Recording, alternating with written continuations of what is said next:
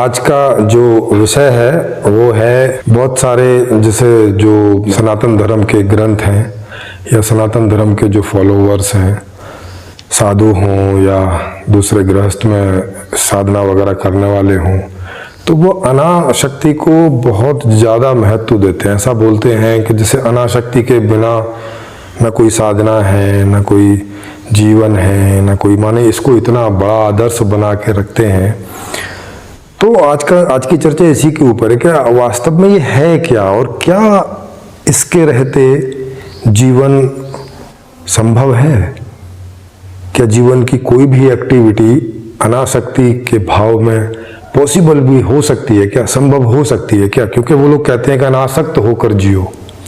अभी हम लोग 2 दिन पहले ही हम लोग एक मीटिंग से आ रहे हैं और वहाँ पे एक विनय जी हैं जो वानप्रस्थ में रहते हैं और वो केमिस्ट्री के प्रोफेसर भी रह चुके हैं। तो उनका कहना है, उनका उपदेश था कि भाई अनासक्त पूर्वक जियो, अनासक्त पूर्वक जीना चाहिए। तो मैंने उनसे पूछा कि भाई अनासक्त पूर्वक अगर कोई आदमी जीने का प्रयास करेगा तो क्या कुछ भी एक्टिविटी संभव है क्या उसके द्वारा? तो ये चीज़ है, तो उस पर हम लोग आपस में विचार करेंगे। बिल्कुल जी। तो आप मुकुंद जी, आप बताइए कि अनासक्त से आप क्या समझते हैं, और माने ये आसक्त का उल्टा है। जी बिल्कुल, उससे विपरीत है। उसके विपरीत है। आसक्ति का मतलब अगर आप गूगल में करके देखेंगे या डिक्शनरी में देखेंगे तो उसमें आसक्ति का मतलब होता है किसी चीज के साथ लगाव या प्रेम जी, या अटैचमेंट, है ना जी, किसी चीज में आकर्षण, जुड़ाव, परस्पर जुड़ाव। हाँ, तो ये कह रहे हैं कि ऐसा करके नहीं जीना, अनासक्ति पूर्वक जीना है। मतलब आपको प्रेम नहीं करना है किसी से, आपको किसी से लगाव नहीं करना है, जुड़ाव नहीं करना है, किसी चीज में आकर्षित नहीं होना है। हाँ, तो इसे ये बोलते हैं कि ऐसा अगर रहेंगे तो आप मोक्ष को प्राप्त करेंगे। तो मेरा सवाल आपसे ये है कि आप थोड़ा सा इसमें एक्सप्लेन करके बताइए कि क्या बिना आसक्ति के कोई भी एक्टिविटी आदमी के अंदर से होनी पॉसिबल भी है क्या?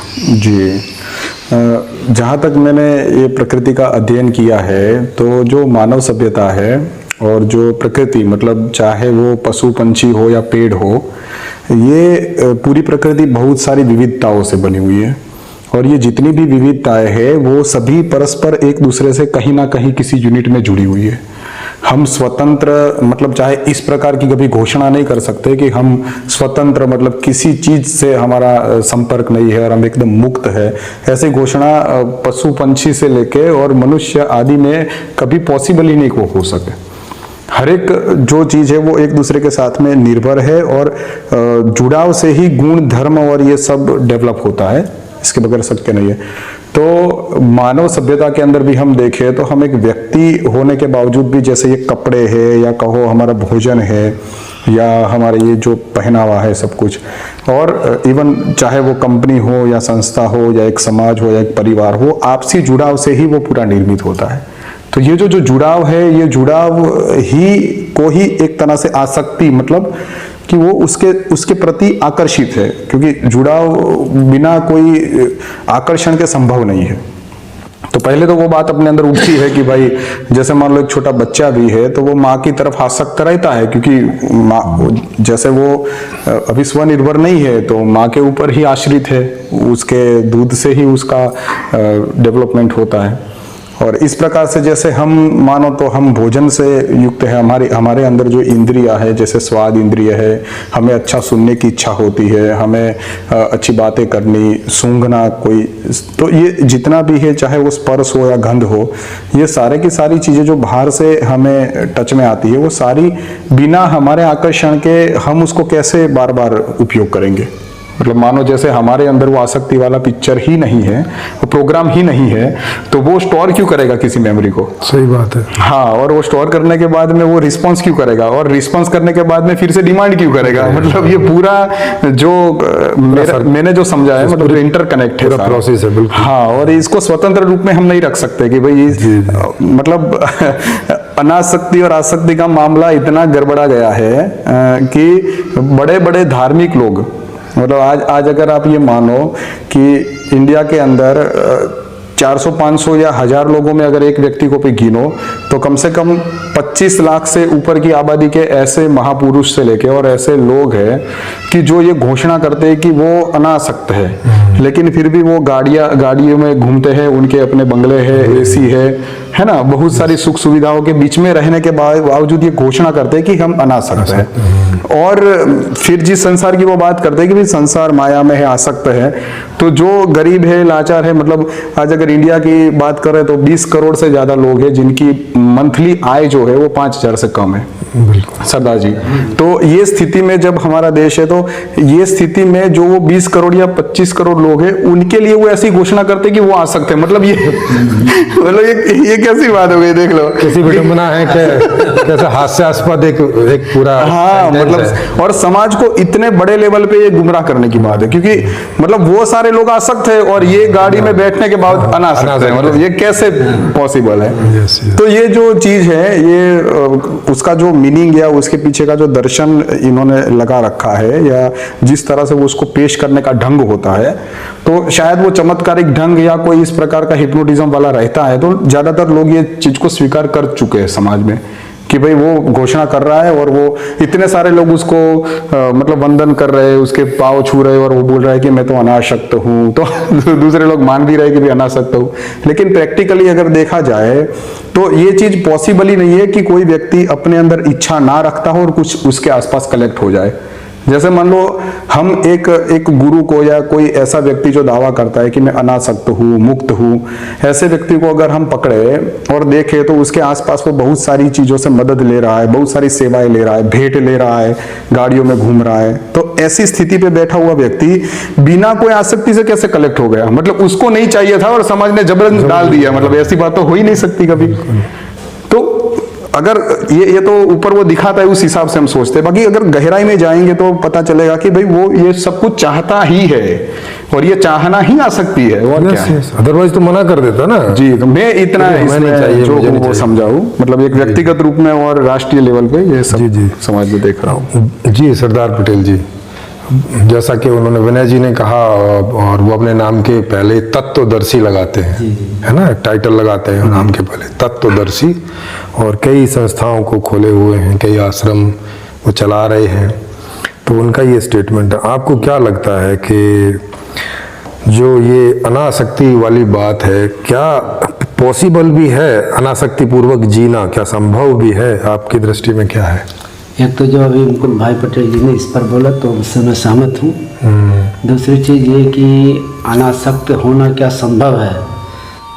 हमें अभी भूख लगी है और हम कुछ खाने की इच्छा हो रही है और हम कुछ पौष्टिक या अपनी रुचि का भोजन करना चाहते हैं, और कोई बोले कि नहीं, उससे अनासक्त हो जाओ, जो मिल जाए वो खा लो, यानी पौधे की पत्तियां भी खा लो, पेट तो उससे ही भर जाएगा। लेकिन हम देखते हैं कि जो जैसे तत्वदर्शी जी हैं या और ऐसे लोग हैं, वो जो बोलते हैं तो देखते हैं कि वो 56 प्रकार का भोग ही करते हैं, और कपड़े उनके देखिए, हर एक चीज उनके देखिए, तब तो वो अनासक्त है, उसको आप नहीं कह सकते, वो नहीं कहते हैं। बिल्कुल। और दूसरे को उपदेश देते हैं कि अनासक्त हो जाओ। अब जैसे अब बड़े घराने के बच्चे या इनके बच्चे बड़े बड़े मठाधीशों में अपनी संस्कृत का या व्याकरण का मतलब ले रहे हैं, फिर उससे प्रवचन करते हैं, अपना पैसा कमाते हैं, और या कि मतलब बड़े बड़े घरानों के लड़के बड़ी अच्छी अच्छी स्कूलों में पढ़ते हैं, और अगर एक सिंपल आदमी को ये बोल दें जिसके पास पैसा नहीं है, अगर वो चोरी या कर रहा है तो उसको उपदेश दे कि नहीं, अनासक्त तुम मत हो, वहाँ पढ़ाने के लिए वो बच्चे को मिल जाए शिक्षा तो पढ़ा लो, नहीं मिले तो नहीं पढ़ाओ। एक ज्ञान तुम्हें मिल जाए तो ले लो, और नहीं ज्ञान मिले तो मत ले ले लो तो भी अच्छा और नहीं ले लो तो भी अच्छा, दोनों। ये अगर वो बोलने में है तो बिल्कुल, ये तो दोनों एक दूसरे की विरोधी बात हो गई। बिल्कुल। अगर वस्तु पर मान लीजिए तो भोग और गया, मतलब एक ज्ञान और भोग का हो गया। हम किसी वस्तु प्रोडक्ट एंड सर्विसेज पे आ जाते हैं, तब वो तो हम ये देख रहे हैं कि वो मोबाइल तो मतलब कम से कम 20,000 25,000 का उपयोग कर रहे हैं, फर्स्ट क्लास वाला मोबाइल या उनका जो भी है, और भी जितने प्रोडक्ट एंड सर्विसेज यूज करते हैं दैनिक किया वो भी, बिल्कुल। तो लेकिन एक आम आदमी के लिए जिसके पास कुछ भी नहीं है, अब उसको बोलते हैं कि नहीं आशा तुम अनासक्त ना हो, और तुम आसक्त होना पाप है, और तुमको जो मिल जाए मिट्टी से नहा लो या ऐसे पानी से नहा लो, या कि मतलब मोबाइल जो मिल जाए वही यूज कर लो। बिल्कुल।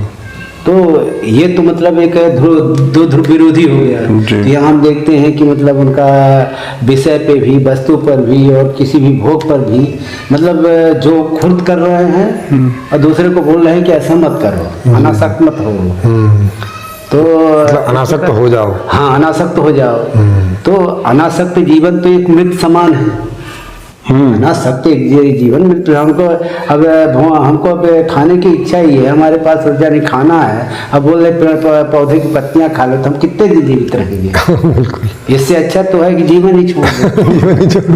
मतलब लाइक डिसलाइक ही नहीं है वहाँ पे, ऐसे बैठा हो भाई, जो आना है वो आए, जाना है जाए, आना है तो जाए, जाना हो तो जाए। इस प्रकार की ये इच्छा है। जी जी जी। अच्छा, तो जैसे सरदार जी ने ये जो बात करी, अब मैं ये आपसे ये जानना चाहता हूँ कि जैसे मान लो आपको क्या लगता है कि ये जो अनासक्ति और ये आसक्ति, मतलब एक व्यक्ति झंडा ऊंचा करके बोल रहा है कि भाई मैं तो बिल्कुल मुक्त हो गया हूँ, या बहुत सारी चीज़ों के ऊपर निर्भर होने के बावजूद भी ये दावा करता है कि भाई मैं तो अनासक्त हूँ, मुक्त हूँ, क्योंकि वो लोगों का केंद्र बनना चाहता है। और ये बड़ी अजीब बात है कि जो लोग अनासक्त है उसको सारे लोग देने में लगे हुए हैं। हाँ, देने में ये बहुत बड़ी बात है। और वो मांगने में भी लगा हुआ है। हाँ, और मांगता है कि भाई सहयोग करो, मैं ये कर रहा हूँ। नहीं, ऐसे करके बोलता है कि भाई सहयोग करो, लेकिन ऐसे तो ये घोषणा करता है कि अल्टीमेट तो मैं मुक्त हूँ। हाँ। ये बात है। और इसके दूसरे छोर पर अगर हम देखो सृष्टि के, तो बहुत सारे लोग हैं जो जरूरियातमंद है, वो सवेरे शाम मांगते रहते हैं भाई हमें दो, हमारी जरूरतें पूरी नहीं हो रही है। तो वहां पे यही देने वाले ये सोचते हैं कि नहीं इनको कहाँ जरूरत है। मतलब ये इतनी हद तक ये बात गड़बड़ा गई है। तो क्या लगता है आपको कि ये जो फिलोसॉफी, ये जो समाज में चली, इसका मूल कारण क्या है? हाँ, उसका भी बताता हूँ, और कहाँ से गलती होती है ये भी आप देखिए। अब वो अपने नाम के भले तत्वदर्शी लगाते हैं। तत्वदर्शी का मतलब है कि जिसने तत्वों को जान समझ लिया है। तो अब ये शरीर 5 तत्वों से बना है, बिल्कुल, है ना, आकाश, वायु, अग्नि, जल, पृथ्वी। तो अब जो इन तत्वों को जान लेगा तो उसे ये भी पता चलेगा कि इन तत्वों के संयोग से जो एक जीव बनता है उसमें प्रेरणाएं पैदा होती हैं, लाइक्स और डिसलाइक्स पैदा होते हैं, रिस्पॉन्स पैदा होते ही है, एक्टिव पैसिव। भाई ये तो समझ में आएगा ना, अदरवाइज तो जीवित होने का क्या मतलब है।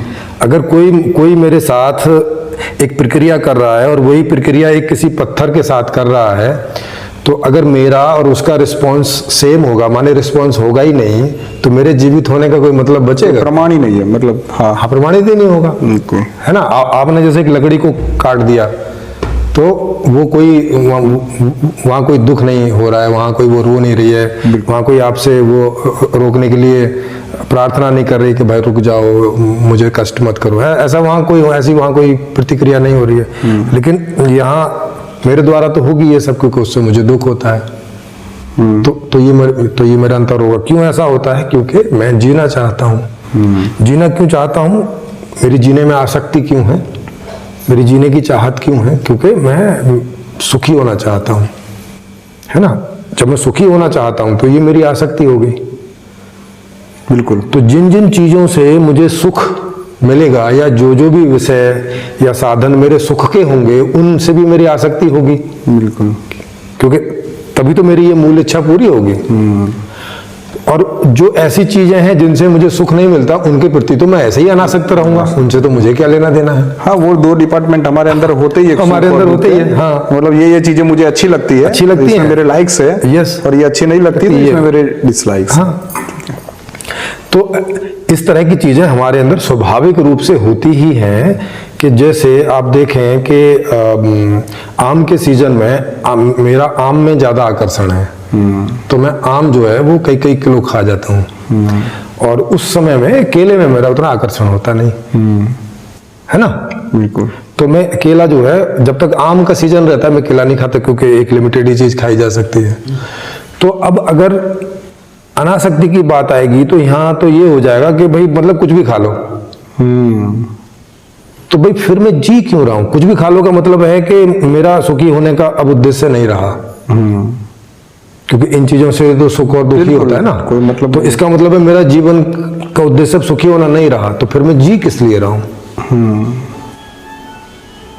जीने का उद्देश्य क्या बचा? बिल्कुल बिल्कुल। तो अब कोई उद्देश्य बचा नहीं। तो इस तरह से आप समझ सकते हैं कि हर आदमी में आसक्ति और अनासक्ति रहती है। उन चीजों के प्रति आसक्ति रहती है जो चीजें उसे सुख देती हैं, जिनसे वो जुड़ा हुआ है, जिनसे उसे आकर्षण है। वो चाहे संबंध हो, अगर संबंधों की बात करते तो उसमें प्रेम शब्द का इस्तेमाल होता है, और जो वस्तु है उससे आकर्षण, जुड़ाव, लगाव, ऐसा इस तरह के शब्दों का इस्तेमाल होता है। तो ये हम साफ स्पष्ट रूप से देखते हैं। अब ये प्रॉब्लम आई कहाँ से? तो इस पहले के जो दर्शन चल रखे हैं, क्योंकि वो उस समय बहुत ज्यादा दुख रहा होगा जब उन दर्शनों का प्रादुर्भाव हुआ, तो उस समय दुख बहुत ज्यादा होगा। माने या तो लोग जंगल में रहते होंगे या कबीलाई तंत्र में होंगे, तो बहुत दुख होगा जीवन में। तो ज्यादातर फोकस लोगों का दुख से दूर हो जाए इस पे रहता होगा। जैसे आज भी हम देखें, अगर किसी आदमी को कोई ऐसा दर्द हो जाए शरीर में कि वो सहनीय ना हो, तो वो सबसे पहले यही सोचता है कि ये दर्द ठीक हो जाए, बाकी बाद में देखेंगे। बिल्कुल बिल्कुल, है ना। तो वो उसका सारा सोचना समझना और सारी गतिविधियों का केंद्र यही बन जाता है कि कैसे ही ये दुख मेरा दूर हो जाए। वो चाहे वैद्यों की बात सुनेगा, डॉक्टरों की बात सुनेगा, किसी से पूछेगा भाई तुम्हारी जानकारी में कोई वैद्य है क्या, तो उसका सारा जो केंद्र है वो इसी बात पर रहेगा कि मैं इस दुख से मुक्त हो जाऊं। तो ये दुख से मुक्ति होने वाला जो दर्शन है, ये जब पैदा हुआ तो उस समय दुख बहुत बड़ी मात्रा में रहा होगा, बड़े बड़े दुख रहे होंगे, समाधान कोई होंगे नहीं, और सुख जो है वो कुछ गिनती के सुख रहे होंगे, छोटे मोटे।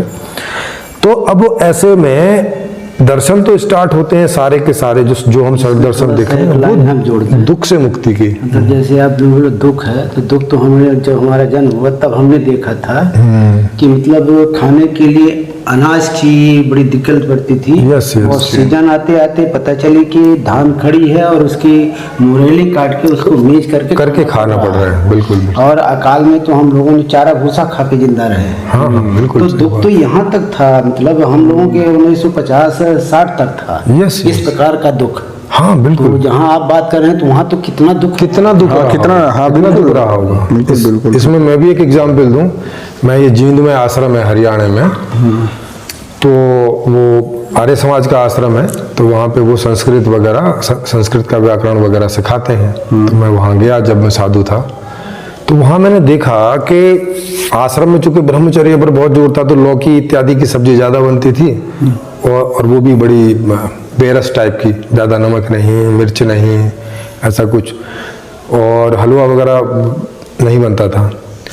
तो क्योंकि वहाँ वो गाय पालते थे, क्योंकि गाय का दूध जो है वहाँ होता था, तो कई बच्चे ऐसे थे जो गाय के लिए हलवा बना के, वो सीरा बोलते हैं उनको वहाँ, जो पशुओं को सीरा डाला जाता था, है ना, गायों को कभी 4-6 दिन में एक बार डाला जाता था।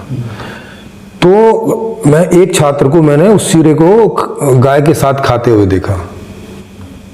अच्छा, उसी आश्रम के एक शिष्य मतलब जो वहां पे अध्ययन करने आते थे संस्कृत के लिए। तो एक को मैंने देखा, पता नहीं कितने खाते होंगे। मैंने उसको पूछा कि भाई ये तुम यहाँ क्यों खा रहे हो गायों के साथ, गायों के उसमें से। तो बोला कि वहाँ वो बनता ही नहीं है, और चूंकि मैं वहाँ 2.5-3 महीने रहा, तो मुझे मालूम था कि वह बनता नहीं था ये सब चीजें। तो अब इस तरह का जो दर्शन है ये, कि वहाँ दुखों से मुक्ति पर ज्यादा जोर हो गया, और वो इन्होंने इसको प्रोसेस कैसे किया, इस चीज को देखो कि गलती कहाँ पे हो गई। उन्होंने प्रोसेस, क्योंकि ठीक बात है भाई दुखों से मुक्ति तो हम सब चाहते ही हैं, बिल्कुल, कौन चाहता है कि उसके जीवन में दुख बने रहे। तो अब वो इन्होंने प्रयास किए होंगे सारे दुखों को दूर करने का। अब कोई ज्ञान विज्ञान कुछ था नहीं, कोई भी आदमी बीमार पड़ गया तो मर जाता था, कुछ हो गया, कहीं किसी पशु से टक्कर हो गई तो पशु मार के खा गया, या पहले ये समस्या बहुत ज्यादा, पहले बहुत समस्या थी जानवरों की उसकी। तो अब ये इस निर्णय पर पहुंचे कि भाई दुख तो हम खत्म कर नहीं सकते, संभव नहीं है। कोई एक आध दुख को थोड़ा बहुत कम कर सकते हैं, लेकिन ज्यादातर तो बने ही रहेंगे। तो इन्होंने इस बात को स्वीकार कर लिया वहां पे कि अगर जीवन रहेगा तो दुखों की समाप्ति संभव नहीं है। इस निर्णय पर पहुंचते हैं। आप 6 के 6 दर्शन पढ़ोगे, उनमें ये प्रोसेस दिया हुआ है, तो वो इस निर्णय पर पहुंच जाते हैं कि भाई जीवन रहते हुए दुखों से मुक्ति संभव नहीं है। तो फिर कैसे संभव है? तो फिर ये सोचते हैं कि जीवन ही ना हो तो फिर हम मुक्त हैं। मतलब फिर जब जीवन ही नहीं होगा तो हम दुखी नहीं होंगे। अब उसमें ये भूल गए या ये इन्हें समझ नहीं आया कि भाई फिर सुख भी नहीं होगा। हाँ बिल्कुल, जीवन में तो दोनों चीजें समाप्त हो जाती है। हाँ, क्योंकि अगर जीवन समाप्त तो फिर दुख तो ठीक है गया, एहसास करने वाला ही नहीं है ना। हाँ, क्योंकि एहसास करने वाले नहीं तब तो सुख भी नहीं होगा। लेकिन अब ये तत्वदर्शी ये लोग रहे नहीं, तत्व को ये समझ नहीं रहे कि तत्व को आप इस ब्रह्मांड से बाहर फेंक नहीं सकते, ये तो इसी में प्रोसेस होगा। और तत्व के कोर में है कि मैं सुखी होना चाहता हूँ। तो अगर आप सारे लोगों को एक बार को सुसाइड करके मार भी डालो, तब भी वो फिर से 1 कोष की जीव और 2 कोष की जीव करके फिर से मनुष्य बनेगा, जैसा कि बना ही है वो। क्योंकि वो उसके कोर में है। मतलब वो प्रकृति की जो रिदम है, मतलब उसका जो प्रोग्राम है उसमें भी ये है। हाँ, उसमें ये है, उसको तो टाल ही नहीं सकते। तो उसको आप टाल नहीं सकते। जी। तो वो बात संभव नहीं है। तो अब इनको लगा कि भाई ये कैसे संभव है। तो इन लोगों को इतनी भी हिम्मत नहीं हुई कि सुसाइड कर लो, भाई जो बहुत दुख में है वो सुसाइड कर ले। तो इन्होंने अब इसके लिए साधना करो। अब साधना क्या कि भाई सुख की इच्छा होती है, तो इन्हें ऐसा लगा कि बिना कोई इच्छा किए भी जिया जा सकता है। वो कोई न्यूट्रल वाली पोजीशन को पकड़ रहे हैं। हाँ, कुछ नॉर्मल वाली, कुछ ऐसा। हाँ, इसीलिए उसको कभी हम भी जैसे मानो कि खाने के लिए 3-4 दिन हम कंटिन्यूस रेस्टोरेंट में जाएंगे। हाँ। तो हम 5वें दिन उसके बिना रह सकते हैं। हाँ, उसके बिना रह सकते हैं। एक टाइम पीरियड तक रह सकते हैं। हाँ। और ये टाइम पीरियड कोई लोग एक्सटेंड भी कर सकते हैं, कुछ थोड़ा बहुत एक्सटेंड, जैसे मान लो कोई 1 महीने रह सकता है। यस। तो इन्हें ऐसा लगा कि भाई हम ऐसा रह सकते हैं कि भाई ठीक है, कोई इच्छा ना करें। अगर इच्छा ना करें तो हम दुखी नहीं होंगे फिर, क्योंकि फिर हम कहीं सिक्योर जगह पे बैठ जाएंगे। लेकिन अब इन्हें फिर नहीं समझ में आया कि भाई ये जो तत्व है ये सुखी होना चाहता है। ये नहीं इनको समझ में आ रहा है कि ये बैठ नहीं सकता बिना इच्छाओं के। वो मूवमेंट करता ही रहे। हाँ, तो जहां भी तत्व सजीव होगा, माने जीवन होगा, उसमें वो बैठ नहीं सकता है, वो सुखी होने का प्रयास करेगा ही। तो अल्टीमेटली उपाय एक ही है कि आप सुखों की व्यवस्था कर लो, ऐसी व्यवस्था कर लो कि जिसमें सुख तो मिले और दुख ना मिले।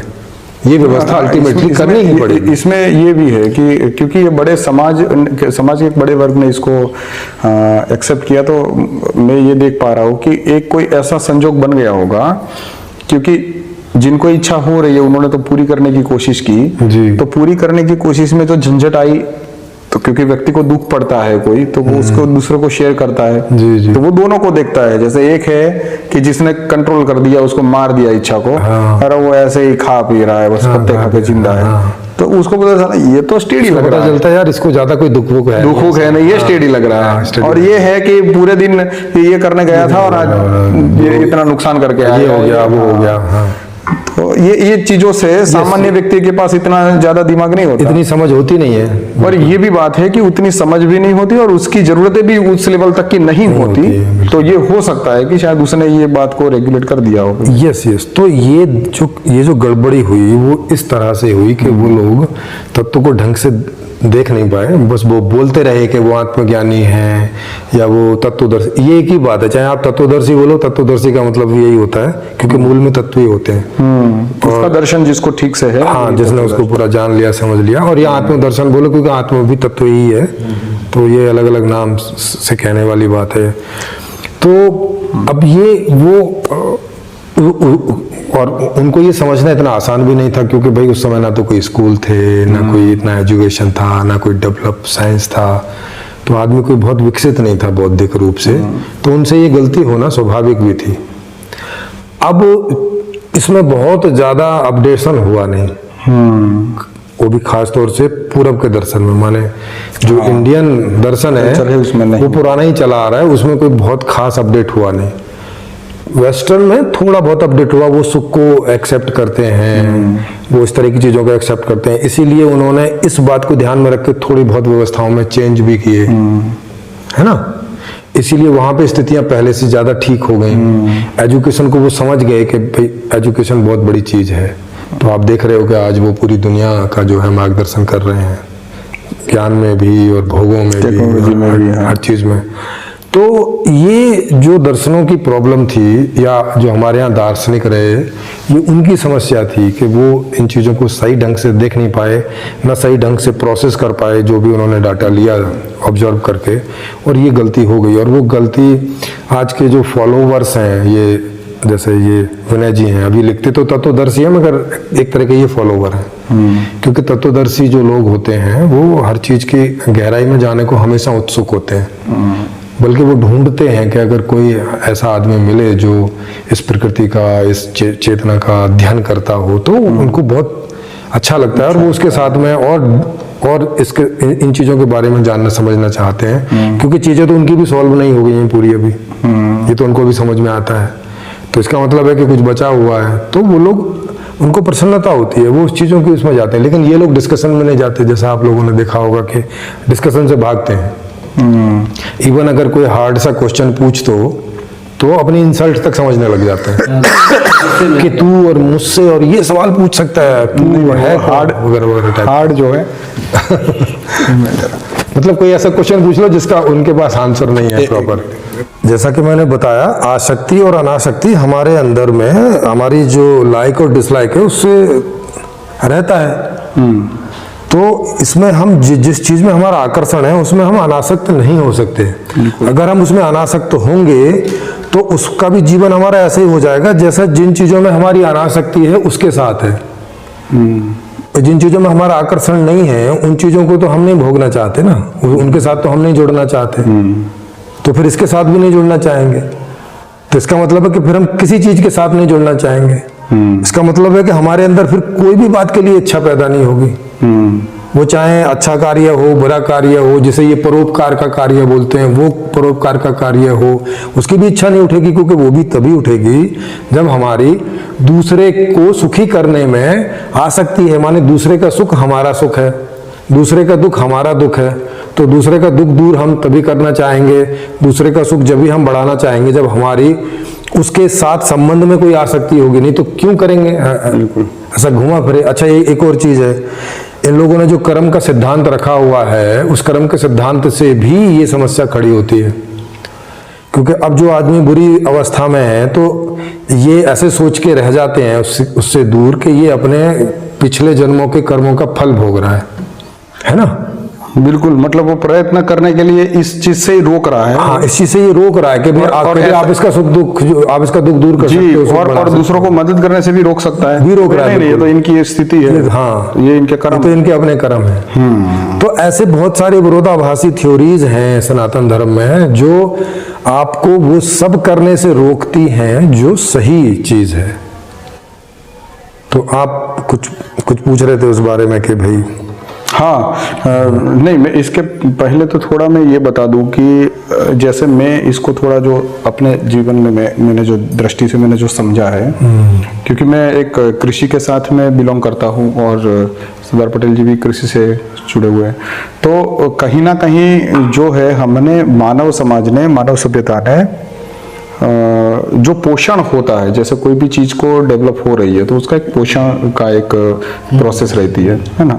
तो मैंने प्रकृति में अभ्यास किया कि हम लोगों ने, या आयुर्वेद के जो लोग हैं उन लोगों ने प्रकृति के जो वनस्पति और वगैरह जो है, वृक्ष हो या छोटे पौधे हो या आयुर्वेदिक कोई चीजें हो, इन सभी का जो विकास करना है उसमें उन्होंने एक पैटर्न समझ ली कि भाई जैसे मान लो एक गेहूं है, तो अगर उसको कंप्लीटली ग्रो करना है तो उसको ये चीजें टाइम से देनी पड़ेगी। जैसे उसको 3-4 पानी देना है तो 4 पानी देना है। बिल्कुल है। कोई जाति ऐसी है जो 5 पानी भी लेती है, कोई जाति ऐसी है जो मतलब कम पानी में पैदा होती है, कोई जाति ऐसी है जिसको खाद बिना भी चल जाता है, कोई डीएनए ऐसा हो तो वो। तो इस प्रकार की जो गेहूं की जाति है, ऐसे जितने भी वनस्पति की जातियां है, इन सभी जाति का मनुष्य ने अध्ययन करके कृषि का एक लेवल पे अच्छा डेवलपमेंट किया कि भाई ये सभी अलग अलग प्रकार के पौधे और इन सबको अलग अलग चीजें चाहिए और वो हमें उसको पोषण देना है, केयर चाहिए उस तरह से ये जी। और वो उसकी आसक्ति भी रहती है, क्योंकि मानो अगर आप उसको वो चीज नहीं दोगे तो वो ग्रो ही नहीं करेगा। ऐसा ही आदमी के बारे में नहीं देख रहे हैं, ऐसा आदमी के बारे में नहीं। तो मुझे ये प्रश्न कई बार खड़ा, मतलब क्योंकि मैं जब सोशल वर्क के लिए सिस्टम में घूमा पहले, तो जैसे मैंने ये देखा कि भाई कोई व्यक्ति कोई और चीज चाह रहा है, या कोई एक बच्चा है जैसे कोई जगह पे पहुंचना चाहता है, उसके अंदर वो पड़ा हुआ है, अंदर वो अंदरूनी कैपेसिटी पड़ी हुई है कि वो हो भी सकता है अगर उसको सही ढंग से सब कुछ दे दिया जाए जो चाहता है। तो जहां तक मैं समझाऊँ तो ये आसक्ति उसके साथ भी कहीं ना कहीं कनेक्टेड है, जो मुझे समझ आ रही है कि जैसे कोई व्यक्ति है तो कोई चीज बार बार डिमांड कर रहा है, मतलब उसके अंदर वो पोषण की घट है बिल्कुल, पोषण उसको मिल जाएगा तो वो कंप्लीट हो जाएगा वहां पे भाई। तो ये कंप्लीटेशन की भाई जैसे गेहूं सूख रहा हो तो इस बात को हम ऐसे ही करके नहीं देख सकते कि भाई उसे पानी की बहुत जरूरत है इसलिए वो बोल नहीं सकता है वहां पे। लेकिन आदमी को अगर शाम तक आप पानी ना दें तो शाम तक वो चिल्लाने नहीं लगेगा पानी के लिए, पानी छीनने के लिए भागने नहीं लगेगा अगर कहीं मिलेगा। तो आप फिर ये बोलेंगे नहीं ये तो आसक्ति होगी, भाई आसक्ति होगी कि ये उसकी जरूरत ही है। जी बिल्कुल। तो हमारे अंदर जो जितने भी आकर्षण कोई भी बात के लिए पैदा होते हैं तो वो हमारे लिए जरूरत भी है और जीवन का वो उद्देश्य भी है, नहीं तो फिर जीवित होने का मतलब क्या है। जैसे आप पूछ रहे थे कि भाई ये शायद इस बात को तो अनासक्ति नहीं बोलते हैं कि भाई मैं इसको थोड़ा वो उदाहरण जो आप दे रहे थे तो इसका मतलब सीधा ये हुआ कि हमें जो भी मतलब हम चाहना करते हैं वो कहीं ना कहीं हमारे अंदर जुड़ा हो। जैसे कोई व्यक्ति अगर स्वाद की दृष्टि से देखे तो किसी को बहुत मीठा पसंद होता है, किसी को बहुत खट्टा पसंद होता है, कोई है तो एकदम कुछ कड़वा भी खा लेते आराम से और कुछ को चीड़ आ जाती है कि नहीं मैं तो नहीं। तो ये जो उसकी अंदर की जो जरूरत है उसके हिसाब से वो ज्यादा भी मांग सकता है, कम भी मांग सकता है। किसी को 1 गिलास दूध में चल जाएगा, किसी को रात को उठ के 1 लीटर पीने की आदत होगी, रात को सोने से पहले मैं तो 2 गिलास दूध पी जाता हूँ। तो अब वहां पे तो जैसे मान लो कि एक पौधा है तो उसकी तो एक प्रक्रिया धीमी है और उसमें तो कोई शॉर्ट सीक्वेंस है कि भाई चलो हमने एक बार बीज बो दिया तब इतना डाल दिया और बात खत्म। तो उसके ऊपर तो 4-5 बार ध्यान देना पड़ता है। लेकिन एक व्यक्ति जो है वो तो लिविंग थिंग्स है, बिल्कुल। तो उसको तो हम और उसमें दूसरा डिसाइड करने का पॉसिबल ही नहीं, क्योंकि विविधता बहुत ज्यादा है। मतलब एक व्यक्ति सरदार जी बहुत अलग अलग ढंग से बना हुआ है। तो अब उसमें आपका तो मैं तय नहीं कर सकता कि आप कौन सा स्वाद पियोगे नहीं। तो इसमें एक दिक्कत मैंने ये देखी कि जो ये अनासक्ति की बात करने वाले लोग हैं वो चीजों को जनरलाइज कर देते हैं। जनरलाइज, हाँ, कि सारे आदमी एक जैसे हैं, सारे वो दूधी को क्या बोलते हैं, मतलब अभी वो किसको, वो सब्जी होती है ना एकदम सी फिक्की, लौकी। हाँ, तो वो बोल देंगे भाई सारों को लौकी का ही सब्जी खानी है। मतलब सरदार जी हम कैसे तय कर सकते हैं इसको? तो ये ढंग से भी देख सकते हैं ना। इसमें इसको ऐसे भी करके देखें कि क्योंकि गेहूं में कोई स्वाद इंद्रिय होती नहीं है, कोई इस प्रकार की इंद्रियां नहीं होती कि जो उससे सुखी दुखी होती हों, तो वहाँ केवल डिमांड भर की बात रहती है कि भाई इतना पानी चाहिए और इतनी हवा चाहिए, इतना खाद चाहिए, और बस वो नॉर्मल सी रिक्वायरमेंट। हाँ, और हर एक गेहूं के पेड़ को आपने ये नॉर्मल सा दे दिया तो वहाँ हर एक गेहूं का पौधा अलग अलग नहीं मांग करता। बिल्कुल कि नहीं मुझे तो खाने में तरबूज चाहिए और मुझे खाने में अमरूद चाहिए और मुझे खाने में सेब चाहिए, ऐसी वैरायटी की डिमांड नहीं करता। हाँ, लेकिन आदमी में इस प्रकार का है कि इसके पास 5 ज्ञानेंद्रियां हैं और बाहर 5 विषय हैं, और 5 विषय आपस में मिलके हजारों विषय हो जाते हैं उनके कॉम्बिनेशंस को। तो वो कॉम्बिनेशन, और यहाँ हजारों कॉम्बिनेशन वाला आदमी है ना, अलग अलग चीजों से अलग अलग तरह से कनेक्टेड है। हाँ, अलग अलग चीजों से अलग अलग तरह से, वैसे हजारों चीजों से ऐसे कनेक्टेड उसका रहता है। जैसे अब वो बोल रहे थे कि भाई ऐसा है कि चलो जैसे चाय है भाई मिल गई तो ठीक है। नहीं वो ऐसी बात कर रहे थे। मैं थोड़ा इसमें आपको पूछ लेता हूं क्योंकि इसको आप भी एक्सप्लेन करें अपने ढंग से, फिर मैं भी थोड़ा बताता हूं। जैसे इन्होंने ये बात करी कि भाई जैसे जो नॉर्मल रिक्वायरमेंट है वहां तक तो बात ठीक है। जैसे कि किसी व्यक्ति को दूध पीने की आदत है, कि चाय पीने की आदत है, वो चाय बिना नहीं रह सकता, तो अगर उसको वो बोलेगा कि भाई मुझे चाय चाहिए 1 गिलास, ठीक है ना। अगर हमने वो दे दी तो दे दी, और उसको मिली तो मिली, नहीं मिली तो नहीं मिली, वहां तक वो अनासक्त नहीं है। हाँ। वो ऐसा एक्सप्लेन करते थे। हाँ। और जैसे मतलब वहां तक वो आसक्त नहीं है। हाँ, मतलब वहां तक वो आसक्त नहीं है, उसके ऊपर डिपेंडेंट नहीं है, परस्पर जुड़ा हुआ नहीं है, ऐसा उनका कहना है। लेकिन जैसे मान लो उसने उस हद तक, जैसे मान लो कि आज चाय नहीं मिलेगी तो रात को मैं सो भी नहीं पाऊंगा, वो एग्जांपल दिया था, खड़ी हो जाएगी। हाँ, तो उन्होंने जो ये वो कह रहे थे, वो ये कह रहे थे कि एक लेवल के बाद की जो चाहत है उसे वो आसक्ति बोल रहे हैं, ऐसे करके कैटेगरी कर रहे आसक्ति। हैं। मतलब नॉर्मल चीज को चाहत वो नहीं बोलेंगे, वो बोलेंगे इसकी जरूरत पूरी हो रही है, वहां तक ठीक है। लेकिन जैसे वो रात को उठ के चाय पीता है, या कहो फिर उसको जब चाय नहीं मिलती तो वो चोरी करता है, चोरी करने जाएगा, जैसे समाज का एक बहुत बड़ा ज्यादा उसकी हाँ एक चाहत है।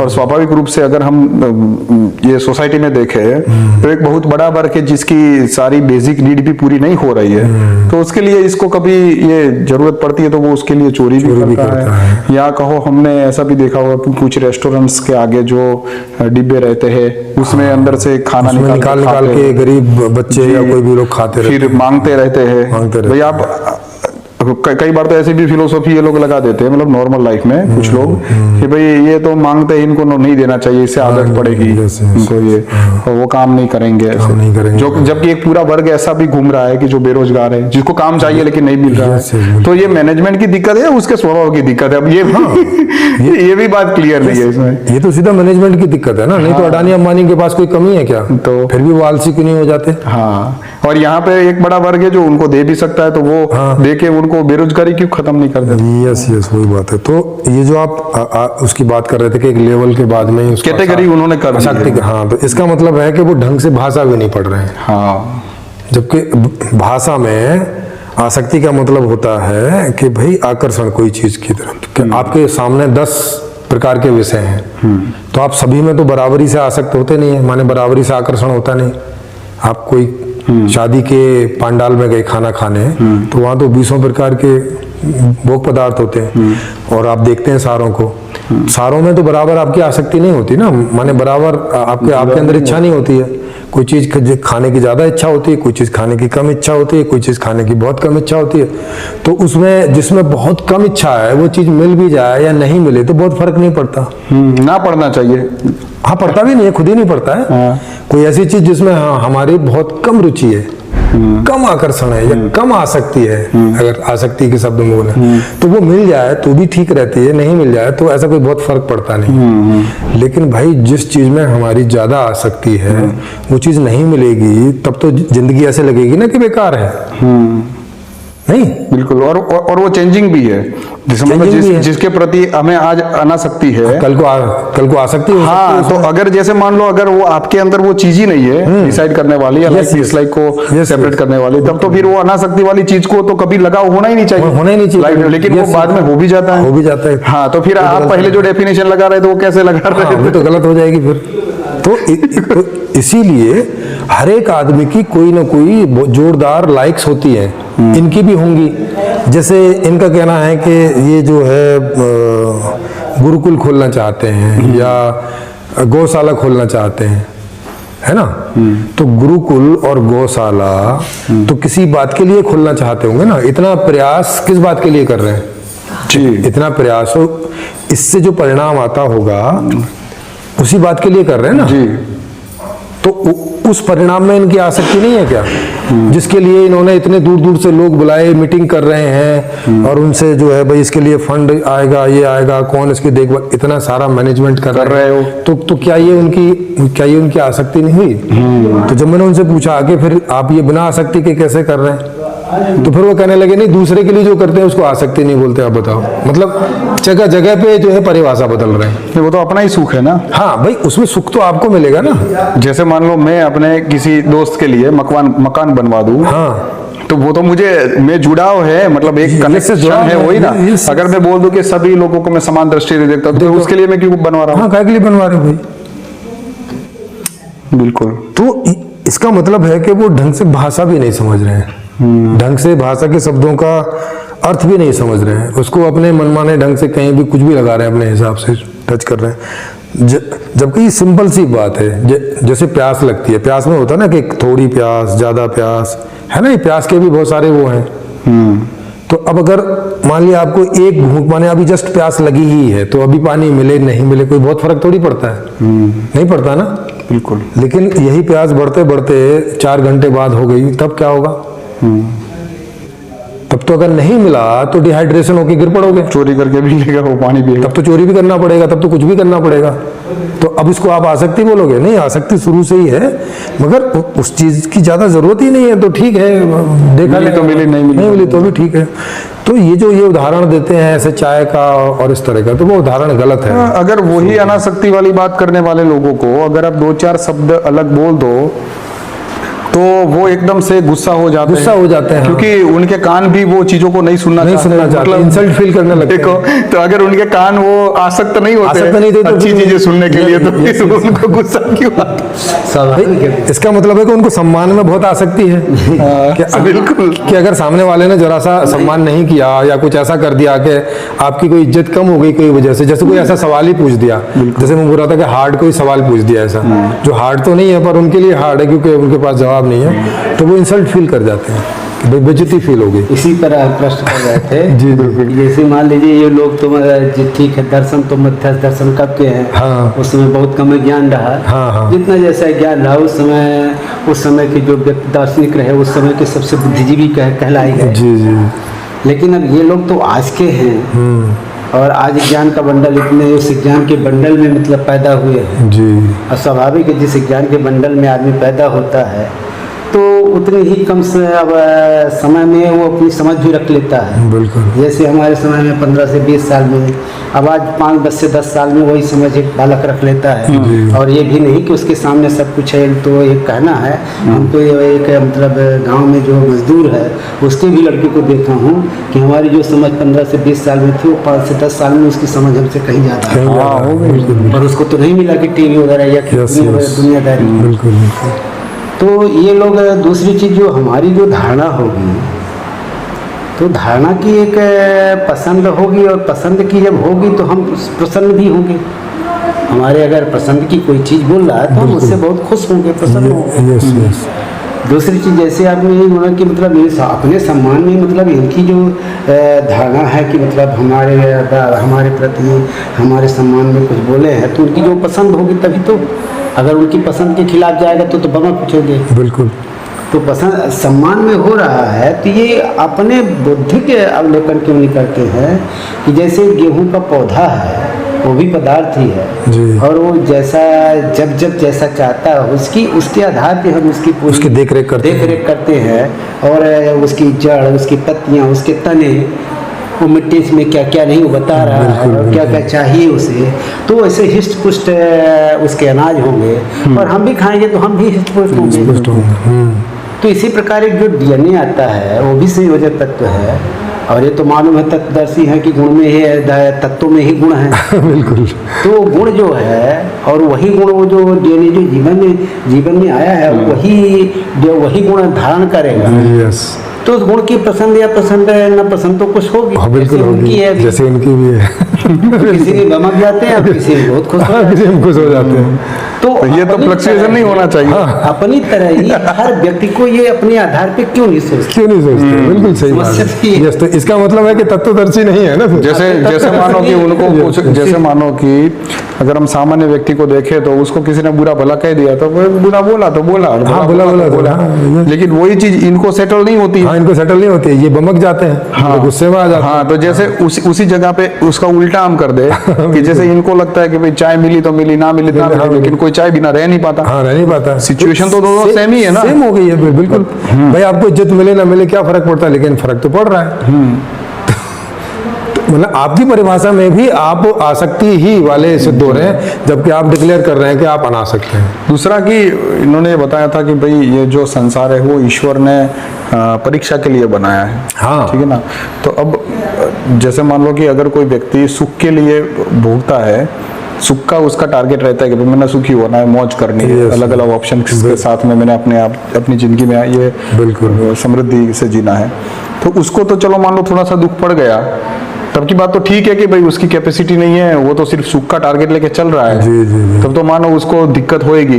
लेकिन मैंने ज्यादातर ये देखा है कि जो लोग ईश्वर ने ये परीक्षा के लिए रचा है, हमें तो बहुत बढ़िया ढंग से इसमें पेश होना है, ये वो ऐसी फिलोसॉफी लेके चलते, वही 4-5 कदम चलते ही लुढ़क जाते हैं। मतलब उनकी दिक्कत वही सहन नहीं कर पाते, मतलब वो परीक्षा के लिए इतना तैयार ही नहीं है कई बार। भाई, अभी मैंने 2 सवाल पूछ दिए तो परीक्षा ही तो हो रही थी। अगर इसको परीक्षा के भाव में ले, परीक्षा नहीं थी ना, वो नॉर्मल डिस्कशन नॉर्मल डिस्कशन था। मतलब ये बात है कि देखने का रवैया अगर ऐसा है तो फिर भी तो उसको ज्यादा तैयार रहना चाहिए। यस, है तो परीक्षा ही ना। हाँ भाई, सवाल पूछे तो परीक्षा ही होगी ना, प्रश्न उत्तर होता है। ठीक है चलो मान लो, लेकिन जैसे मान लो ये इस प्रकार के तो सवाल थे नहीं कि भाई जैसे आपको एक छोटा बच्चा समझ के आईएएस ऑफिसर का वो कैसा इंटरव्यू रहता है, हाँ, बिल्कुल। वो अकेला बैठा है आदमी और 5 लोग ऐसे क्वेश्चन पूछने वाले हैं, सवाल पूछ रहे हैं। तो वो अगर परीक्षा के लिए तैयार है तो वो स्थिति में है कि जहाँ पे वो सारे क्वेश्चन का आंसर देने की पूरी कोशिश करता है, ना कि वो बोलेगा अरे भाई आप मुझे क्यों पूछ रहे हो, आप मुझे अधिकार, आप कैसे बोल रहे हो, आपने परीक्षा की तैयारी वाला थोड़ी ऐसे आपने सवाल पूछ के इंसल्ट कर दी मेरी, है ये हो गया। दूसरा हो गया कि अगर ये जगत परीक्षा के लिए होता तो परीक्षा करने से पहले तो तैयारी की बात होती है भाई। अभी भी पूर्व तैयारी भी होती है। हाँ, अभी हम कोई परीक्षा देने जाते हैं तो हमें भी पता होता है, लेने वाले को भी पता होता है, परीक्षा देने वाले को भी पता होता है क्या विषय है ये भी पता होता है, क्या उसका करिकुलम है ये भी पता होता है, कहाँ जाके परीक्षा देने वो भी पता होता है, कितना समय, माने सारा कुछ पता होता है कि नहीं।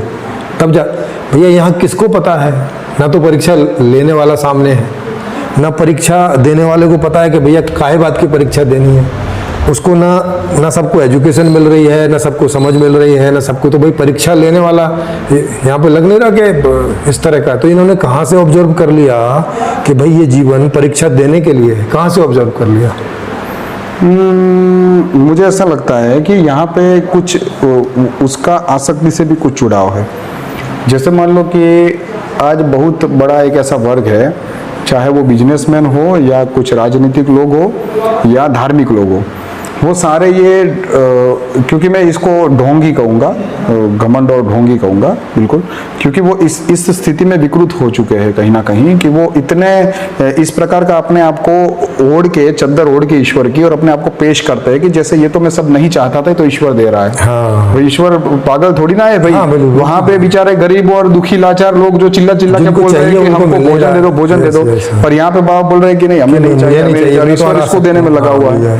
मतलब ये लोगों से भी लेते हैं और ईश्वर के नाम पे भी लेते हैं। मतलब क्योंकि कोई तो ऐसा होना चाहिए ना कि जिसकी कसौटी हम ना कर पाए। यस, देखो अगर मैं मतलब कोई एक व्यक्ति है वो इस प्रकार का फ्रेम बना दे रहा है कि जहां पे वो खुद ईश्वर की चद्दर ओढ़ के बोल रहा है कि भाई मुझे ईश्वर दे रहा है, अब ईश्वर तो ऐसा दिखता नहीं है पकड़ने जाओगे तो वहां पे क्या है कि हम उसकी परीक्षा भी नहीं कर सकते, ना उसको चेक कर सकते हैं, तो वो बच जा रहा है। अगर वो बोलेगा कि समाज मुझे दे रहा है, समाज की इच्छा से दे रहा है, तब तो गड़बड़ हो जाएगी। क्योंकि समाज तो जिसको जरूरत है उसको भी देने की सोच रखते हैं ना लोग, सामान्य लोग तो वो भी सोचते हैं कि भाई किसको जरूरत ज्यादा है ना।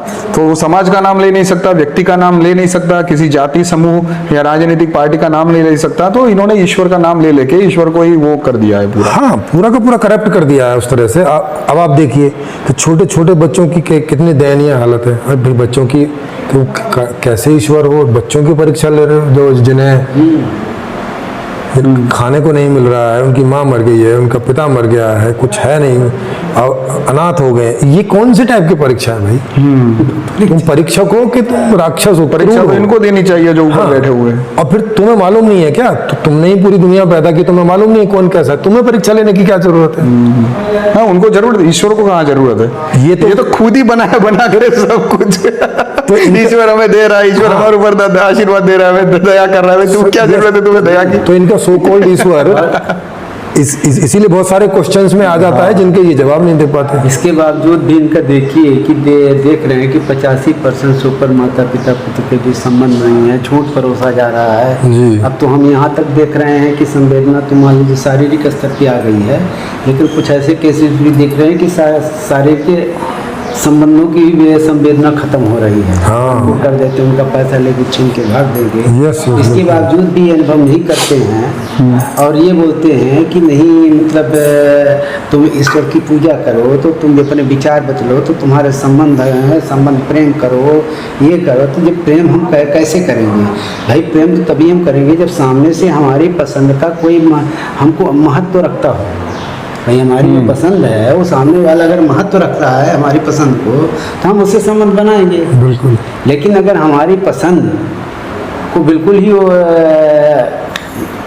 निगलेक्ट कर रहा है, हाँ तो संबंध कैसे बनेगा? संबंध कैसे बनाएंगे? ना बनेगा ही नहीं फिर ठीक संबंध। है, हम थोड़ा सा मतलब थोड़ी सी ज़्यादा बुद्धिजीवी हैं तो कुछ चीज़ों को तो हम मान लीजिए समझौता कर ले जाएंगे, लेकिन ऐसा तो नहीं कि मैं एकदम बिल्कुल हर चीज़ को हाँ, हर चीज को समझौता कर लो हर चीज़ को भाई, कोई एक आध चीज को कर सकते हो, चलो ठीक है भाई, कोई वजह से। लेकिन ऐसे भी बुद्धिजीवी तो ऐसे 1% 2% या मान लीजिए कि 5-7% लोग होंगे, लेकिन मैक्सिमम तो ये भी नहीं जानते हो भाई, चूंकि 50-60% लगभग तो शारीरिक स्तर का ही आदमी होता है। यस तो बिल्कुल शारीरिक और मानसिक स्तर वाला आदमी क्या है समझेगा? बिल्कुल सही बात है। इसका भी ये लोग बौद्धिक परीक्षण नहीं करते हैं, बिल्कुल। और सिर्फ मतलब बोले जाते हैं कि ईश्वर पे आए, ईश्वर पे आस्था रखो, प्रेम करो, नैतिकता करो। अरे अब देख ही रहे हो कि धारण हो नहीं रहा है, हाँ। तो क्यों नहीं हो रहा है? कारण पे जाते नहीं है, यस यस बिल्कुल सही बात। कारण पे याद जाइए। ये बात तो बड़ी मजबूत है कि भाई एक पूरा वर्ग जो है वो दुखी है, पीड़ित है, और वो आसक्त है, हाँ। और ये अनासक्त है। देख लो भाई ये बहुत बड़ी गेम है, ये बहुत बड़ा झोल है। बिल्कुल बिल्कुल। अब हाँ एक चीज ऐसे इसमें मैंने पूछा, कई लोगों से पूछा जी, कि बाबा साहब संविधान किस थीम पे लिखे, तो लोग कहीं राजनीति पर ले जाएंगे, वहाँ की नकल। अरे मैं कहा नकल करने के लिए नहीं बोल रहा हूँ, उनकी कोई थीम रही होगी ना कोई, नकल किए होंगे। हाँ। अब उनकी थीम ये नहीं बता पा रहे हैं कि उनकी थीम समता समानतावादी बंधुत्व की थी। यस बस अरे कहाँ से लिखे? पहले तो थीम आई ना, बिल्कुल। थीम आई, फिर वो उनके अंदर से निकला, क्यों बाहर, कि उन्होंने बाहर से कहीं से कॉपी कर लिया, क्या किया, कहाँ से क्या यस की, वो वो बात अलग की बात मैटर है। है। बिल्कुल। अब फिर उन्होंने जब पूछते हैं कि 1953 में उन्होंने बोल क्यों दिया कि ये संविधान काम नहीं करेगा, तब बोल देते हैं कि नहीं वो तो इसके कारण, इसकी मजबूरी थी उनकी। हाँ, इसकी अरे मजबूरी। भैया उसको फिलासफर के दृष्टिकोण पे सोचो ना भाई। जब समान आर्थिक स्थिति नहीं होगी, आपका लड़का अगर बढ़िया फर्स्ट क्लास की स्कूल में पढ़ रहा है, मेरा लड़का नहीं जाएगा, तो मेरी नजर आप पर तो रहेगी, बिल्कुल रहेगी। बिल्कुल टेढ़ी रहेगी। उसका लड़का पढ़ रहा है तो हम कहीं ना कहीं वो पटान करेंगे, कुछ ना कुछ करेंगे, बिल्कुल बिल्कुल, और हम भी सोचेंगे कि वहाँ तक पहुंच जाए। हाँ स्वाभाविक है। तो अब इनको इतना नहीं मालूम है कि जब ये एक दूसरे की तरफ अगर नहीं देखना है, प्रेम नैतिकता धारण करना है, तो इसमें मतलब एक समान आर्थिक स्थिति हो जाए, मतलब जितना आपको मिल रहा है उतना उसको भी मिले, उतना सबको मिल जाए, जितना संसार। नहीं, लेकिन यहाँ पे तो इन्होंने सारा ये गड़बड़ाई कर दिया कि भाई ईश्वर कुछ को दे रहे हैं, कुछ को नहीं दे रहे हैं, उनके कर्म खराब नहीं, तो ये तत्वदर्शी है ना, तो इतना तो मालूम होना चाहिए। मैं तत्वदर्शियों की बात कर रहा हूँ कि समान आर्थिक स्थिति से संततुलक बंधुत्व भाईचारा होगा, और जब ये होगा तो जो संवेदना शारीरिक स्तर पे आ गई है उससे भी खत्म हो रही है, वो शारीरिक स्तर से, मानसिक स्तर से, भावनात्मक, चेतनात्मक स्तर पे एकदम गहरी पैठ बना लेगी। ये तो तत्वदर्शी तत्व मालूम है। यस, और जब संवेदना चेतनात्मक स्तर पे गए तो करुणा का भाव अपने आप उदय होगा, दिखाने के लिए नहीं को बस में एक्सीडेंट हो गया उसको दे ये करे, वो अपने आप भाव उत्पन्न होगा। और भाव उत्पन्न होगा तो एक करुणा का भान होगा, तो सत्य प्रेम नैतिकता अपने आप धारण हो जाएगी। बिल्कुल बिल्कुल। तो मतलब ये तो तत्वदर्शी है ना, मैं तत्वदर्शियों की बात कर रहा हूँ कि इनको तो इतना पता है। पता होना चाहिए। हाँ। और ये जो जहाँ जहाँ अभी आए थे वहाँ यादव जी वो भी तत्वदर्शी ही हैं कि मतलब आकाश हाँ, उन्होंने के पूरा ऊपर भी पुस्तक सवाल लिखी है। हुआ है, मतलब वो कहाँ से आया सब हुआ है। ऐसा लगता है कि अब हम उनको बता रहे हैं कि जब ये सब अस्तित्व सारे सिमट जाएंगे तो मैं हो जाएगा, एक हो जाएगा। तब बोलते हैं कि जब ये सब खत्म हो गया अस्तित्व तो वहाँ पर एक वहाँ कैसे गया, अरे वहाँ कैसे गया, क्या हुआ, ये सोचते हैं कि कोई व्यक्ति रहा होगा जो विस्तार दे दिया। नहीं तो इनकी कल्पना में ही ये गड़बड़ा जाता है ना, कि जब वो एक व्यक्ति की कल्पना कर देते कि कोई हमारे जैसा ही कोई होगा, हमारी तरह ही सोचता होगा, हमारी परीक्षा लेने के लिए आतुर रहेगा। क्योंकि इस टॉपिक को हजारों और बाद में लाखों लोग भी इसको देखेंगे, तो अगर कोई विनय जी के जो तत्वदर्शी हैं, विनय जी के कोई फॉलोवर हों या उनके शिष्य हों या उनके जानकार हों, तो इसको उन तक आप पहुंचाइएगा, और हमारी ओर से आप भी उन्हें निमंत्रित कर दीजिएगा, और हम अपने ओर से भी उन्हें निमंत्रित करते हैं कि ऑनलाइन ओपन मंच पर वो इस विषय पर या अध्यात्म के किसी भी विषय पर वो चर्चा के लिए सदा ही निमंत्रित हैं, ताकि लोगों को सच पता चले कि क्या सच है, क्या झूठ है, क्या वास्तविकता है, पीछे के दर्शनों में क्या गलती होती चली आई है जो अभी तक हम कंटिन्यू हो लॉजिकली रही है। बात करेंगे इस यस, तो जनता के बीच में बात होगी। हाँ, और इसमें किसी को हराना या जिताने या हराना जिताने का कोई उद्देश्य नहीं है। ये बात है कि एक्चुअल में क्या सच है क्या झूठ है, हमें कौन सी चीज समाज में देनी चाहिए, किस चीज का प्रचार करना चाहिए। Yes, yes, yes. और इससे जनता, मतलब ये जो बात चलेगी डायलॉग की, तो उसमें एक जनता को भी स्थिति स्पष्ट हो कि भाई आज की जो स्थिति है उसके कारण में जो कि विचार पड़े हुए हैं, कि जो ज्ञान फैल रहा है, जो फिलोसॉफी चल रही है, वो सही गलत में से चुन के विवेक बुद्धि से हमें क्या एक्सेप्ट करना चाहिए, फाइनली हम क्या रखें, इसका थोड़ा क्लैरिटी उसमें। यस, और जब मेरी उनके साथ चर्चा हुई, मैंने उन्हें कहा भी कि मैं इसे रिकॉर्ड कर लूँ, यूट्यूब पे डाल दूंगा, ताकि हजारों लाखों लोग सुनेंगे, बाद में करोड़ों तक पहुंचेगी ये बात। तो वो राजी नहीं हुए। अब वो उनका अपना भय, अपना वो सब के, वो राजी नहीं हुए रिकॉर्डिंग के लिए। तो अब मेरे पास उसके लिए दूसरा तरीका है कि चलो ऐसे नहीं तो ऐसे सही, भाई सही ज्ञान तो पहुंचना चाहिए ना पूरी दुनिया में, और जो गलत ज्ञान है उसका पर्दाफाश होना चाहिए, ताकि वो हमारी जिंदगी से हटे, क्योंकि उसकी वजह से बहुत दुख पैदा हो रहे हैं दुनिया जी। और ये वीडियो बनाने का जो एक आशय, जो कि हमारी इसके पहले इस टॉपिक पे वो बात नहीं चली, हाँ। लेकिन एक तो ये भी था कि भाई आप भी अपने विचार रखें, मैं भी विचार रखूं, Yes, तो थोड़ा yes, पता चले कि इसमें क्या हम क्या देख रहे हैं, क्या झोल पोल है। बिल्कुल। हाँ, और दूसरा ये भी है कि क्योंकि विनय जी तो एक एग्जाम्पल है, हाँ, एक एग्जाम्पल है, ऐसे कई सारे लोग फिलोसॉफी से हैं। निकला हुआ एग्जाम्पल। Yes, yes, जो भी व्यक्ति ऐसी फिलोसॉफी को पढ़ता है, सुनता है, या ये फिलोसॉफी तो नॉर्मल लाइफ में भी चलती है, कि जैसे कोई बच्चा होता है, वो कोई मांग करता है तो माँ बाप बोलते नहीं तुम्हें इच्छा नहीं करनी चाहिए, बिल्कुल, तुम ज्यादा मोहित हो, ग्रसित हो। Yes yes. तो ये छोटे से ये चलती है, तो छोटे बच्चे से लेके बूढ़े तक बहुत सारी चीजें अंदर कैद हो जाती बहुत सारी कैद हो जाती है, इससे बहुत सारे दुख पैदा होते हैं जीवन में। जी। वो खुद भी दुखी रहता है ना, खुद भी दुखी रहते हैं। देखो जैसे मानो कि मैं एग्जांपल दूं कि जैसे किसी व्यक्ति की गाड़ी है, अब वो दावा कर रहा है कि भाई मैं तो आना सकता हूँ, बिल्कुल, ठीक है, एक ही गाड़ी है उसके बाद। अब वो गाड़ी मान लो कि कहीं कोई ऐसे रास्ते पे चलानी पड़ गई कि जहाँ पे कोई खराब रास्ता है, कांटे वगैरह लग सकता है ना, तो वो व्यक्ति उसको जैसे छोड़ेगा कि भाई हाँ चलो ठीक है, तुम मेरी गाड़ी लेके ले जाओ, हाँ। वो 1 घंटे बाद वापस आएगी, तब तक उसको वो विचार अंदर रहेगा, और वो रहना ठीक भी है, क्योंकि वो कनेक्टेड है ना उससे, वो सुख उसको मिलने वाला है। अगर वो गाड़ी वहां पे रास्ते में कहीं टूट गई, कुछ एक्सीडेंट हो गया, गिर गई, जैसे मान लो कोई ऐसी पर्वत की किनारी पे है कि जहाँ से उसको ये शिमला मनाली वाले रोड होते हैं, गिर गई नीचे, है ना, तो वही को गिर गई नीचे, तो वो तो उसको खो ही देगा। बिल्कुल। तो ये जो डर या कहो ये जो भय या जो चिंता है, ये वाजिबी है। मतलब हम इसको कैसे ऐसा करके सोचे कि भाई नहीं मैं तो मुक्त हो गया, लेकिन वो कितना भी कह ले, अंदर का जो ओरिजिनल है वो तो कनेक्टेड ही है। ये तो बात है। तो बात सिर्फ इतनी है कि जो अंदर चल रहा है ना, इसको क्यों हम बाहर ना बोले, क्या दिक्कत है? बिल्कुल बिल्कुल। मैं भी बहुत सारी चीजों से अपने जीवन में मानो चिंतातुर हो जाता हूँ, मुझे भी कई चीजें पसंद ना पसंद है, तो मैं इसमें बोल देता हूँ ये तो मुझे बहुत बढ़िया पसंद है भाई, बिल्कुल। तो इसमें क्या दिक्कत है? सही बात है जी। इतना सरल रहना जरूरी है, रहो सरल, क्या दिक्कत है? Yes yes yes. भाई अपनी इच्छाएं बताओगे तब ना उसकी व्यवस्था होगी। हाँ। बताओगे नहीं तो फिर व्यवस्था पे बात ही नहीं आएगी, तो फिर पशुओं की अवस्था में रहना पड़ेगा। नहीं तो उसमें अपन का तो फायदा ही है। हाँ। देखो जैसे मान लो अभी मैं आपको थोड़ा इसमें आगे का विजन बताऊं, जैसे हम लोग ये नई व्यवस्था का प्रचार प्रसार कर रहे हैं। हाँ। तो मानो 150 करोड़ तब तक संख्या जैसे 10 साल में पहुंच जाती है 150 करोड़ तक, जैसे 150 करोड़ लोगों में से बच्चों को छोड़ दिया जाए तो 120 या 100 करोड़ प्लस लोग होंगे। तो 100 करोड़ में से मान लो 20 या 25 करोड़ लोग ऐसे निकल के आ जाते हैं, तो बोले हमें कुछ भी मिलेगा तो ठीक है, नहीं मिला तो ठीक है, तो अच्छा है ना, हमने तो 75 करोड़ की सेटिंग करनी है। मतलब 25 करोड़ तो उसमें से बाकायदा निकल ही गए, तो जिनका हमें हेडक नहीं रहेगा। बिल्कुल। ऐसे मुक्त लोग तो ठीक है ना, आपको क्या दिक्कत? ऐसे लोग बोलेंगे ठीक है, पत्ते हैं ही है, पानी है ही है, अपना पियो। नहीं, एट लास्ट उनकी व्यवस्था करेंगे।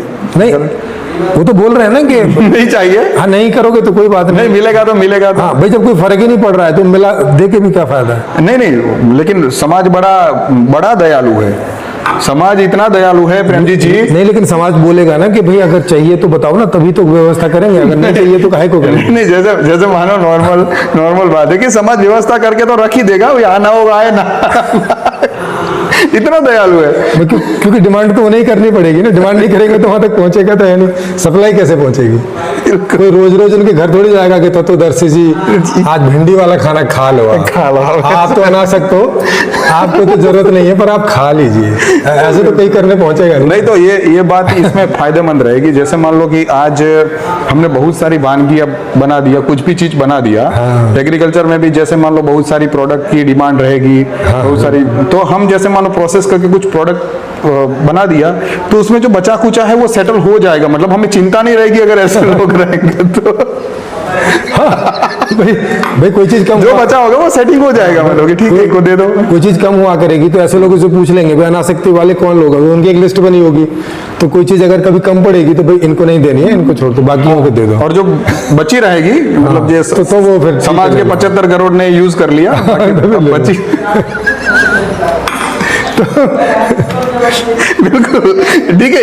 ये भी अच्छी क्रिएशन है, मतलब क्या दिक्कत है? हमें तो दिक्कत नहीं है, बस वहां पे दिक्कत आ जाती है जब ये दूसरों को इस सिखाने में लगता है। हाँ कि भाई तुम भी अनासक्ति पूर्वक जियो। अरे भाई आपको कुछ मतलब है तो जीते रहो, बिल्कुल। इस बात को दूसरों को क्यों सिखा रहे हो? और दूसरी बात इसमें ये भी है कि जब वो उसमें भी कर्म फल वाला पिक्चर लगा देते हैं ना, तब एक बड़ा वर्ग जो है उसको ये हेल्प करने की बजाय उनको वंचित रखते हैं, बिल्कुल वंचित रख देते हैं। और सुपीरियरिटी कॉम्प्लेक्स भी होता है, भाई मैं सब जानता हूँ, तो जैसे बैठेंगे तो भी ऊंचे पलंग में बैठेंगे, ऊंची सीट में बैठेंगे, बिल्कुल। 10 कुर्सी है तो उसमें ध्यान रखेंगे मेरी कुर्सी ऊंची है कि यस यस, उन्होंने देखा नहीं था कि बाकी जितने लोग नीचे बैठे सब अनकंफर्ट हो रहे थे थोड़ी देर के बाद में, कोई दीवार की अगर आप तरफ सबको फरक रहा समान था ही देखते हो, तो हाँ। भाई आप कुर्सी पे बिठा सकते थे सबको, क्या प्रॉब्लम थी? अरे साथ में बैठ जाओ यार, हम तो नहीं आप भी क्यों अनकंफर्ट बैठते हो?